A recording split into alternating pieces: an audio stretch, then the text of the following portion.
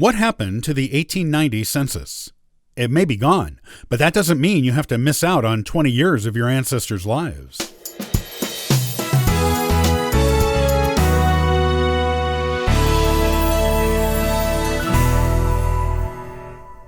The 1890 census is a source of constant consternation to genealogists.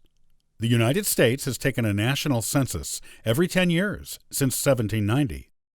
Up until 1840, only the names of heads of households were recorded, along with the number of everyone of each gender who fell into certain age groups. It was harder to trace families with earlier censuses, but not impossible. Beginning with the 1850 census, the names and ages of everyone in the household were recorded. This was a vast improvement, and new information on each family member was added with each census year.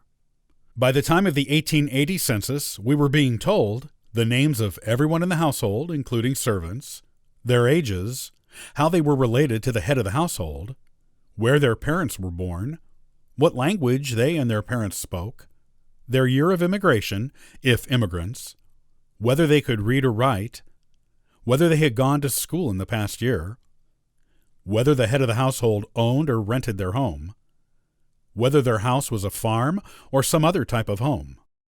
That information painted a big picture of the family that genealogists continue to find extremely useful today. The 1890 census promised to provide even more information on our ancestors, and it did.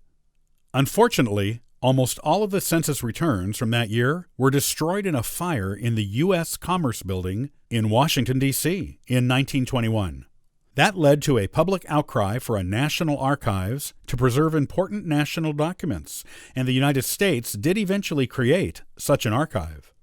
However, it was too late for the 1890 census. Only fragments of it survived the fire. If you are very lucky, some of your ancestors may be in the surviving fragments. Fragments that survived came from scattered counties.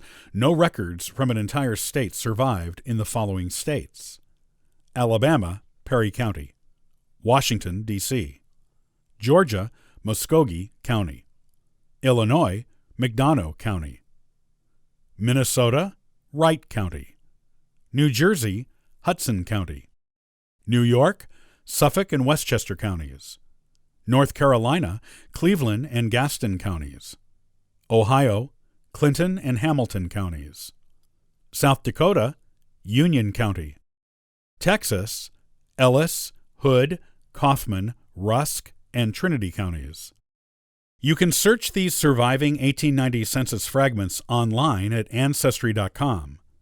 They are also available on microfilm from local branches of the Church of Latter-day Saints. You'll have to order them, then return them when you're done, and there are no indexes. Only Ancestry.com has a searchable index. Where can you find information on your ancestors in 1890?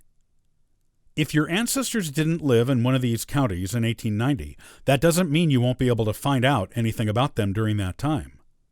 Many beginning genealogists get frustrated with the 20-year gap in census records from 1880 to 1900. A lot can change in a family in that time. The good news is that there are alternate record sources that can help you fill in those blanks. Among them are city directories. These are some of the best sources for discovering ancestors in 1890 and in all the years between 1880 and 1900. Most cities of moderate to large size put them out starting just after the Civil War. You will often find listings for entire families or for heads of households with other family members listed as living nearby. You'll discover their street address and usually their occupation. The Veteran Census. If your ancestor fought for the Union in the Civil War and was still alive in 1890, you will find him in the 1890 Veteran Census. Unlike the regular national census, this one was not destroyed, as it was kept in a different location at the time of the Commerce Building fire. The Veteran Census will tell you where your Union veteran ancestor is living in 1890, as well as some basic information about his war service, along with his current age and occupation. State census records.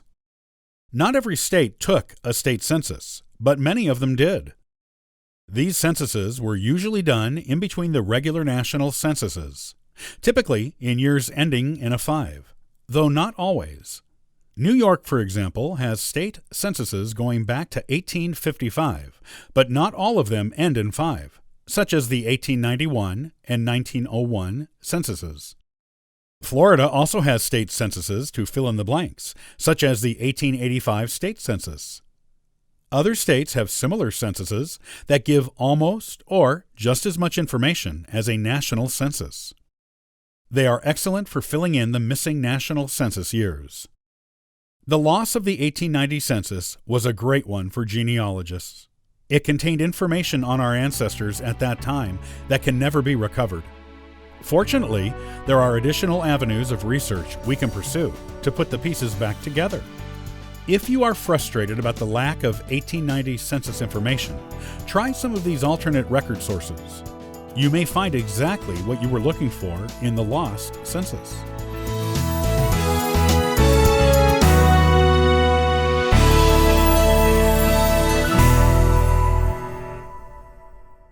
Did you know that citing your sources is a crucial part of proper genealogical research?